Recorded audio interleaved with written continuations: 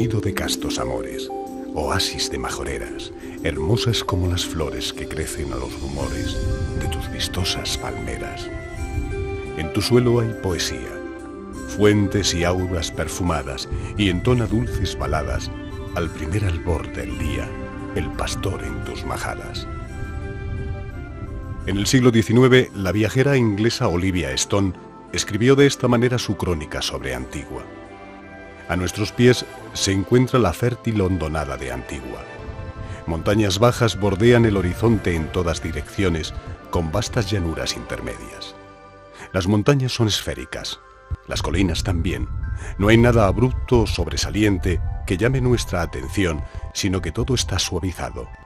Los bordes limados y la línea donde acaba la llanura y comienza la colina es imposible de apreciar. Una zona como esta, que en Inglaterra se consideraría montañosa, en las Islas Canarias la consideran llana.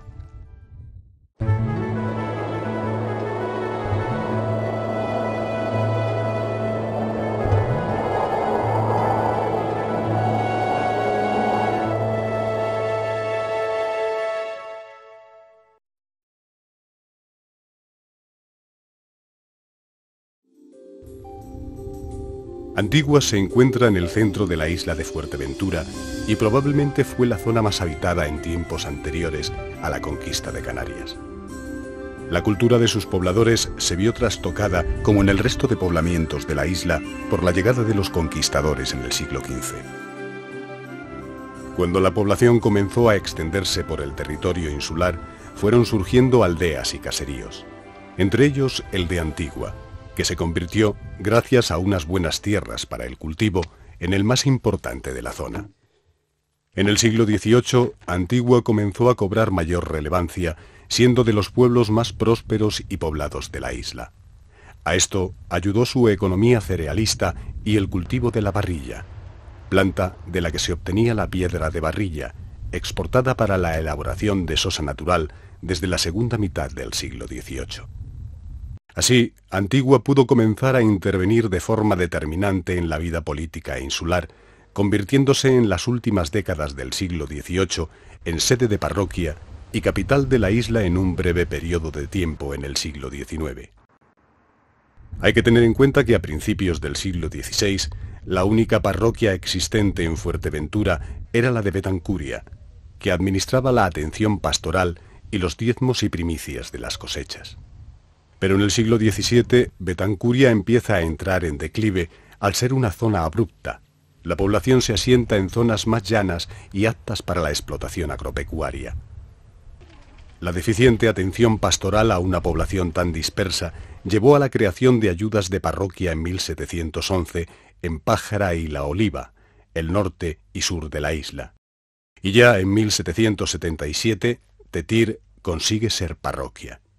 Incluso antes de promediar el siglo XVIII, Tetir también quiere ser parroquia. Y en este sentido hay una observación curiosa que hacen los vecinos de Tetir y que nos explican lo que significaba tener una parroquia única. Los vecinos de Tetir se quejan de que a veces fallece alguna persona y tienen que mantenerlo en las casas hasta 10 días para que pueda ser enterrado, porque claro, el beneficiado de Betancuria puede estar muy ocupado y no llega. Eso va contra las más elementales normas de higiene y salubridad.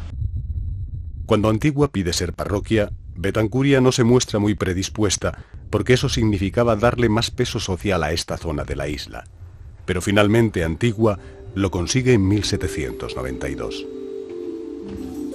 Antigua posee un interesante pasado que actualmente se puede constatar visitando los vestigios de un mundo que fue y cuya importancia histórica y artística los ha convertido en bienes de interés cultural. La actual iglesia de Antigua es el resultado de diferentes ampliaciones de lo que fue inicialmente una ermita, cuyas primeras noticias datan de mediados del siglo XVI. Esta primera ermita se encontraba en la parte más batida por el viento, al contrario que las casas del pueblo, protegidas por los márgenes del barranco. El 24 de febrero de 1600, el licenciado Nicolás Martínez de Tejada ordena se haga una ampliación de la ermita. En estas fechas se estaba reconstruyendo Betancuria, que que había sido arrasada en 1593 por piratas berberiscos, para lo cual habían llegado varios maestros y canteros a la villa. Estos trabajaron también en Antigua. En 1615 se construye la sacristía y se realizan los arcos de la capilla mayor. Entre 1625 y 1629 se levanta la barbacana que rodeaba el conjunto, barbacana que hoy día no se conserva. En cuanto a la torre campanario, los documentos conservados nos indican que su construcción data de comienzos del siglo XIX. Mi primer objetivo en Antigua era visitar su iglesia, la iglesia de Nuestra Señora de Antigua. Cada vez que visito un templo, pienso en la importancia que un edificio como este ha podido tener para la vida social y cultural de un pueblo. Ahora que la iglesia como institución no tiene el peso social que tenía antaño, resulta cuanto menos curioso pensar en que una iglesia como esta se levantaba gracias a las donaciones de los vecinos. Una vez construida, la iglesia se mantenía gracias a las tierras y el ganado que había ido adquiriendo mediante donaciones. Con las rentas que producían estos bienes, se sufragaban el culto y el mantenimiento del templo y los bienes pertenecientes al mismo, que requerían una constante conservación. La iglesia de Nuestra Señora de Antigua es una de las más largas de la isla. Presenta una sola nave rectangular con cubierta a 3 aguas y presbiterio, diferenciado en la altura, cubierto a 4 aguas y teja al exterior. La nave y la capilla mayor se presentan diferenciadas en altura. En el exterior, la separación coincide con sendos contrafuertes que contrarrestan el empuje de la cubierta sobre los muros. Cuenta la iglesia con 2 vanos de luz en la capilla mayor y 4 en la nave. La torre campanario, de planta cuadrada, con un remate cilíndrico coronada por una pequeña bóveda, se encuentra en el lado de la epístola. Otra de las cosas que me fascinan de este lugar es la leyenda que cuenta que aquí ocurrió un milagro. En un espino que se encontraba más o menos en este lugar donde me encuentro, dicen que se apareció la Virgen. Con anterioridad al siglo XVI, corrió la noticia de la aparición de la Virgen sobre un espino. Así que se hizo un muro para protegerlo. El espino con el tiempo acaba desapareciendo, aunque aún se conserva en la memoria de la gente la leyenda de la aparición de la Virgen. La cubierta interior de la iglesia de Antigua es de madera con tirantes pareados decorados con motivos geométricos. En el presbiterio, la cubierta es ochavada. El coro es de madera. Está ubicado a los pies de la iglesia y apoyado en 2 columnas de toba volcánica labrada. Las columnas tienen, en el primer tercio del fuste, sendas pilas de agua bendita. El púlpito es de madera policromada y cuenta con tornavoz. El templo actual es el resultado de las numerosas ampliaciones y remodelaciones que sufrió la primitiva ermita. Y fueron diversos los maestros que trabajaron a lo largo de los siglos, desde el XVI hasta el XIX, en la construcción de esta iglesia. Las reformas más importantes se llevan a cabo a partir de 1600, en que se inicia la ampliación del templo y se acaban las obras a comienzo del XIX, con la colocación de las losas y los vidrios. Esta iglesia contiene varios retablos de diferente calidad, elaborados siguiendo diferentes patrones artísticos, realizados entre el siglo XVIII y el XIX. Tengamos en cuenta que el edificio es, como decía Olivia Stone, enorme, muy grande, y entonces había que llenarlo, es decir, había que construir o había que adquirir un menaje para llenar el edificio. Entonces, claro, a finales del XVIII y del siglo XIX tuvieron que hacerse retablos distintos, y lo mismo también, aunque no hablamos de retablos, el edificio tenía cuadros, tenía obras pictóricas incluso en la capilla mayor. El retablo mayor, dedicado a Nuestra Señora de la Antigua, está realizado en yeso y policromado. Tiene un cuerpo principal con 3 calles. En las laterales se abren hornacinas y en la central se sitúa el camarín de la patrona del templo, que ha sido objeto de una restauración promovida por el Cabildo de Fuerteventura, que le ha devuelto su esplendor. La imagen de la patrona es una talla de candelero realizada en madera policromada, pasta vítrea y pelo natural que corresponde al siglo XVII. En la hornacina izquierda de este retablo encontramos la imagen de San José, de bulto redondo, tallada en madera, policromada y estofada. Data también del siglo XVII.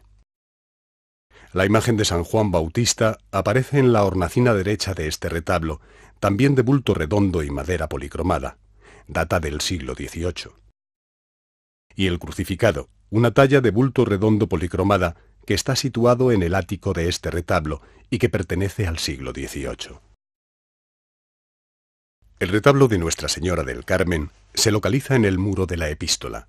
Es de madera policromada con una única hornacina en la que se ubica la imagen de candelero de la Virgen del Carmen, con la cabeza y manos talladas en madera y policromada, realizada en la segunda mitad del siglo XIX por Macario Batista.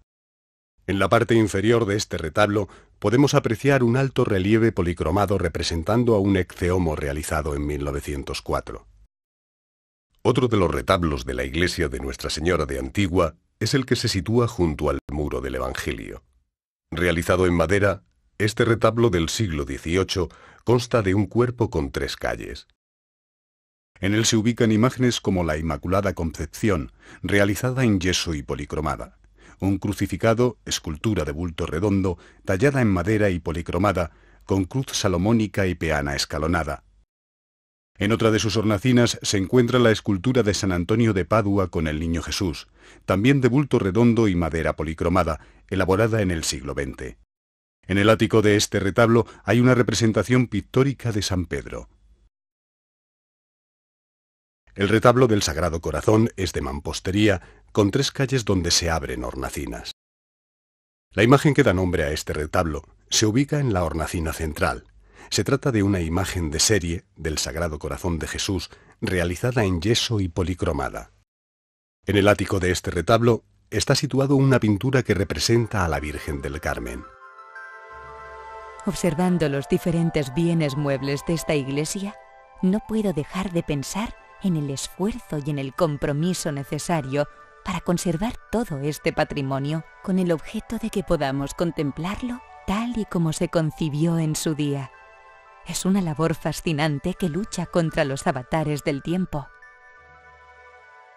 En mi viaje por Fuerteventura me ha sorprendido encontrar numerosos cuadros de ánimas que reflejan la intención de aleccionar a los fieles en una época de fuerte efervescencia religiosa. Estos cuadros plasman los claroscuros de un destino inapelable, como este cuadro de ánimas de la iglesia de Antigua, un óleo sobre lienzo realizado en el siglo XVIII. No solo la arquitectura religiosa está considerada en Antigua un bien de interés cultural. Otros edificios, merecedores de la misma denominación, suscitan en el visitante la evocación de un pasado que ahora se nos puede antojar como novelesco, pero que, en cambio, significaban una relación única con la tierra, una relación de esfuerzo y recompensa. Los molinos de Fuerteventura forman parte de su paisaje. Embellecen la isla con su aire antiguo y su magnífica presencia. Utilizados para moler el grano que alimentó a los majoreros en épocas donde el sustento provenía fundamentalmente de la tierra, estos molinos constaban de una torre circular de mampostería de cal, piedra y barro. Existen 2 molinos declarados bien de interés cultural en Antigua. El molino de El Durazno, ubicado en un lugar privilegiado desde donde observa, como un vigía, el pueblo y su iglesia. Los embates del tiempo acabaron con lo que le daba su mayor sentido, sus aspas, pero a pesar de ello, este molino ha decidido mantenerse en pie para ofrecernos un particular discurso sobre el tiempo y la memoria. El Cabildo de Fuerteventura ha amparado el proceso de restauración-conservación de este molino, un proceso que ha abarcado diferentes acciones de restauración y que ha logrado un fabuloso resultado, recuperando la imagen de este molino y los valores por los que fue declarado bien de interés cultural. La intervención realizada en la torre de mampostería, en la rueda dentada, en las muelas del molino, en el suelo de piedra blanca que lo rodea, la incorporación de nuevos elementos en el mismo, Han conseguido renovar por completo la imagen de un molino defectuoso para transformarlo en una pieza imponente y atractiva, sin perder ese aroma añejo que nos retrotrae a tiempos cada vez más remotos. Otro molino que ha sido restaurado por el Cabildo y que está dentro de la red de museos y centros de Fuerteventura es el Molino de Antigua. De hermosa y sencilla figura, ha quedado enmarcado dentro del Centro de Artesanía Molino de Antigua. Está abierto al público que desee entrar en él y descubrir la magia de esta antigua maquinaria con la que se molía el grano que alimentaba al majorero. Mi siguiente objetivo era visitar la más humilde de las ermitas y una de las más solitarias, ubicada en el Pago de las Pocetas. Los vecinos del lugar de las Pocetas erigen la ermita en honor a San Francisco Javier, con licencia de su ilustrísima Fray Valentín Mora y Estrada, y será bendecida la misma el día 2 de diciembre de 1775, con licencia del obispo Juan Bautista Cervera, año en que se suscribe también la dotación del templo. Esta ermita, de una sola nave, es la que evoca una mayor sencillez franciscana. Solitaria y de modestas dimensiones, pero que tuvo su momento de prosperidad, como queda reflejado en los inventarios eclesiásticos. Se trata de una ermita con una sencilla planta rectangular, sin capilla diferenciada y con la sacristía adosada al muro sur. La nave y la sacristía tienen cubierta a 3 aguas y tejas. Cuenta con 2 accesos, uno en el muro de la epístola y el otro en la fachada principal, a los pies del templo. Ambos accesos rematados en arco de medio punto y realizados en cantería. La pequeña espadaña, situada en la parte derecha de la fachada principal, realizada a su vez en cantería, tiene un solo hueco campana y se presenta rematada por 3 pináculos. Un pequeño murete rodea a la ermita y a la sacristía. Frente a la puerta principal se sitúa el Calvario. Esta ermita, cuya construcción había concluido en la década de los 70, ya sintió las amenazas de desplome en la década siguiente, según reseña su mayordomo, José Marichal, quien puso remedio a dicho aviso colocando placas de hierro en las tijeras rotas y colocando teja nueva. La dura historia de esta resistente ermita se aprecia también en su interior, como queda reflejado en los inventarios eclesiásticos, donde se inventarían hasta 19 cuadros de distinto tamaño y variada iconografía. Cuadros como la Magdalena, de 2 varas, Nuestra Señora de la Concepción, de vara y media, San Bartolomé, de 1 vara, San Agustín, Nuestra Señora de Candelaria, Santo Domingo, el prendimiento de Jesús, la humildad y la paciencia, entre otros, desaparecieron de esta noble y sencilla ermita que se encuentra, solitaria y alejada, desafiando al tiempo. Sin embargo, en el muro del testero y los laterales, cerca del altar, podemos apreciar una serie de pinturas que adornan las paredes con motivos vegetales. La cubierta de la ermita es sencilla, de madera y tirantes simples que contrarrestan el empuje que ejerce el artesonado sobre los muros. El coro es de pequeño tamaño y está situado sobre la puerta principal. Se accede mediante una escalera de 2 tramos y todo el conjunto está realizado en madera. El púlpito es de madera y está adosado al muro del Evangelio, próximo al altar mayor. El proceso de restauración del retablo y las pinturas murales de la ermita producen un efecto impresionante, devolviéndole al conjunto todo el esplendor que el inexorable paso del tiempo le había hecho perder.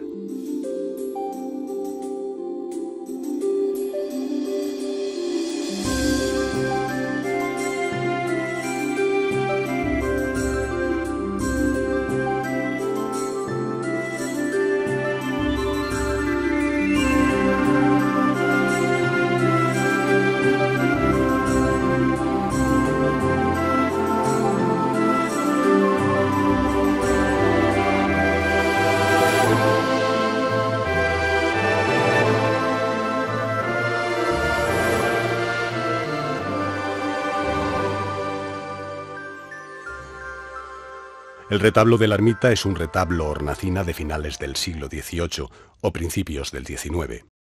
Se trata de una obra que se encuadra dentro del estilo rococó, caracterizado por una decoración profusa, recargada, propia del final del barroco. De reducido tamaño, está realizado en madera y policromado con motivos vegetales sobre un fondo blanco. La hornacina se remata por un arco trilobulado flanqueado por estípites, soportes en los que se funden formas troncopiramidales invertidas. En esta hornacina se acoge la imagen de San Francisco Javier.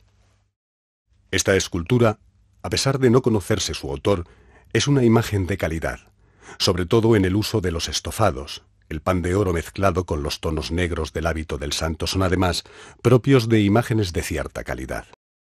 De bulto redondo, representa al santo con el hábito de la congregación, con sobrepelliz y estola de predicador. El santo lleva en la mano derecha un crucifijo como los misioneros. Está colocado sobre peana policromada en tonos rojos y amarillos.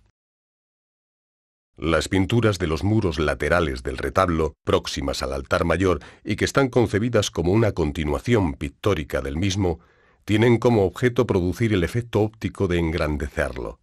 Tanto estas como el propio retablo y el muro del testero han sido objeto de un cuidadoso proceso de restauración promovido por el Cabildo Insular, que ha devuelto el esplendor a este conjunto. Sobre el muro del Evangelio podemos apreciar la pequeña escultura del crucificado, realizada en madera y de bulto redondo. Se trata de una imagen de gran calidad, en la que se puede apreciar cómo el paño de pureza está recogido y muestra parte de la cadera de Cristo, lo cual era una solución poco habitual en la época. Por otra parte está la factura de la cara, la manera de hacer la cara y el pelo, incluso determinados bucles, determinadas partes del pelo que caen sobre el hombro del lecho de Cristo me recuerda a soluciones indianas, pero es una imagen bien digna también, y eso nos dice, y es importante resaltarlo, nos encontramos con una ermita pequeña, una ermita que está medio desangelada, no, ahí no entramos porque ahí no hay nada o ahí no hay nada que ver, y estamos en San Francisco Javier de Poseta, tenemos un magnífico retablo, tenemos una magnífica imagen del santo y tenemos un magnífico Cristo.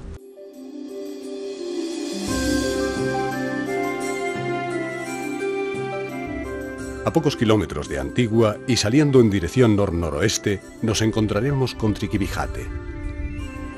Al final de la carretera nos espera la ermita de San Isidro Labrador. Con fecha de 6 de marzo de 1713, los vecinos de Triquibijate obtienen licencia para erigir una ermita en honor de San Isidro Labrador. En 1715, la ermita está concluida y es bendecida el 17 de marzo de ese mismo año. Se dota a esta ermita con 10 fanegas y media de tierras, un sitio en la vega de Triquibijate y una marca de ganado consistente en una giga al revés en una oreja y en la otra 2 garabatos parejos. A finales del siglo XVIII, la ermita de San Isidro Labrador se encontraba entre las candidatas a sede parroquial, pero fue la iglesia de Antigua la elegida, por lo que la aldea de Triquibijate quedó bajo la jurisdicción de esta. Se trata de un edificio de sencilla planta rectangular, cubierto a 3 aguas y con teja al exterior. Tiene 2 puertas de acceso, una lateral abierta al sur y la portada principal a los pies del templo. El vano de ambas puertas está realizado en cantería clara vista, rematada en arco de medio punto. En el lado derecho de la fachada, en la parte superior, tiene su pequeña espadaña, elaborada en cantería clara. La sacristía está adosada al muro del Evangelio, a la altura del altar mayor, lugar donde se comunica con la nave. Un muro exterior almenado o barbacana rodea el recinto. La cubierta es de madera a 3 aguas, con almizate decorado con motivos geométricos y reforzado con simples tirantes. El púlpito de la ermita tiene 12 casetones, está policromado y decorado en punta de diamante y motivos florales.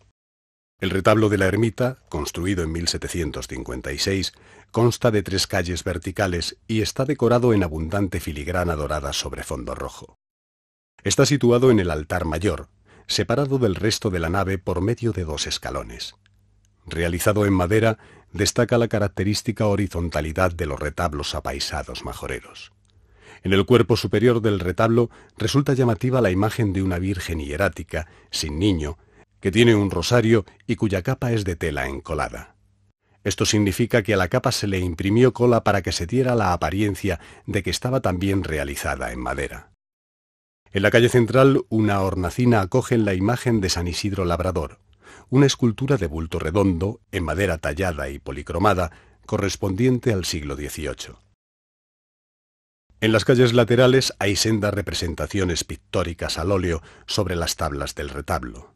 Una de San José con el niño de mano, en la calle derecha, y la otra de San Juan Bautista con túnica corta de piel de camello y capa roja con el Cordero Divino a los pies, situada en la calle izquierda del retablo.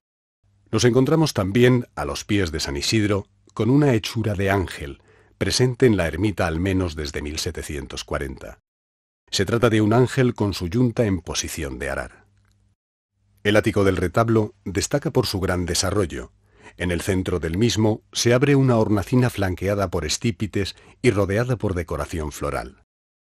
Otra de las imágenes que posee esta humilde ermita es la de Santa María de la Cabeza, esposa de San Isidro. Una talla de bulto redondo y factura reciente. En el muro del Evangelio nos encontramos con un cuadro de gran formato en el que se representa un episodio de la vida de San Isidro. Las técnicas de restauración aplicadas a este cuadro permiten ofrecer al visitante el aspecto que pudo tener cuando se gestó. Un importante proceso de restauración que nos deja imágenes tan espectaculares como esta.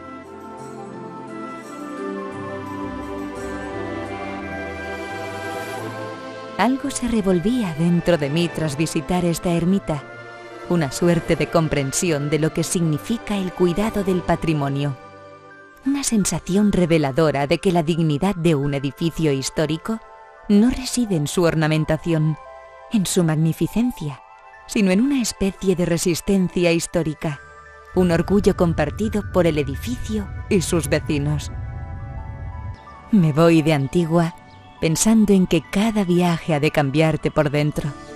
Yo he descubierto en este lugar que la aparente sencillez de un legado histórico común, cuidado y amado por sus vecinos, ejemplifica de manera mucho más profunda la relación que debemos tener con nuestro patrimonio cultural, una relación de respeto hacia las manos que lo construyeron, que nos pasan el testigo de la historia a nuestras propias manos para conservarlos y admirarlos.